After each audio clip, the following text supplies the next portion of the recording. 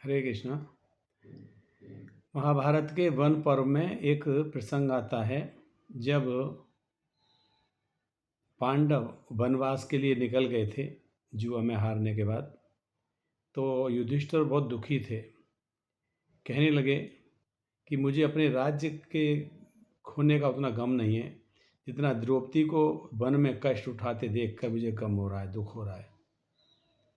तब इस प्रसंग के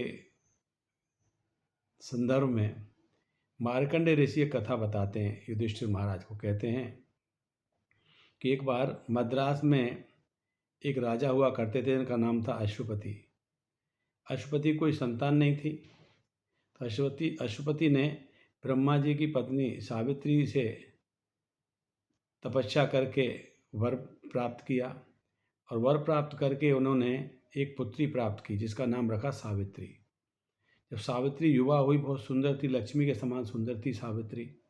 तो सावित्री का विवाह नहीं हुआ था, तो अश्वपति कहने लगे कि हे पुत्री, तुम स्वयं अपना वर चुन लो, क्योंकि मैं तुम्हारा विवाह कराने में अक्षम रहा, मुझे क्षमा करो, स्वयं अपना वर चुन लो। तब राजा कहने लगे अपनी पुत्री से, सावित्री से, कि हे पुत्री, प्रिय सावित्री, जो पिता पुत्री के रजस्वला होने के पूर्व तक उसका विवाह नहीं करा था, यानी जब पुत्री रजस्वला में आती है, जब उसका मंथली पीरियड स्टार्ट होता है, मासिक आना शुरू होता है, उसके पहले उसका विवाह हो जाना चाहिए, ऐसा बताया है शास्त्रों में।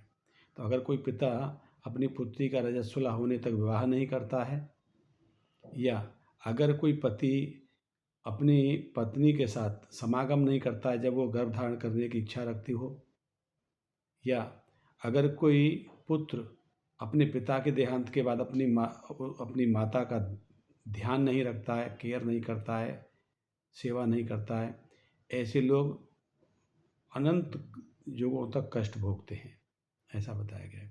तो यहाँ 3 बात बताई मुख्य तौर से अश्वपति ने अपनी पुत्री सावित्री से, कि एक पिता को अपनी पुत्री का विवाह शीघ्र कर देना चाहिए, यहाँ तो बताया कि रजस्वला होने से पूर्व कर देना चाहिए, और पति को अपनी पत्नी के साथ उस समय जरूर समागम करना चाहिए, जब पत्नी की इच्छा गर्भ धारण करने की हो तो जरूर समागम करना चाहिए। और तीसरा बताया कि अगर पिता खत्म हो गए हैं तो उस पुत्र की जिम्मेदारी होती है अपनी माता का भरण पोषण करना और उनका ध्यान रखना, केयर करना।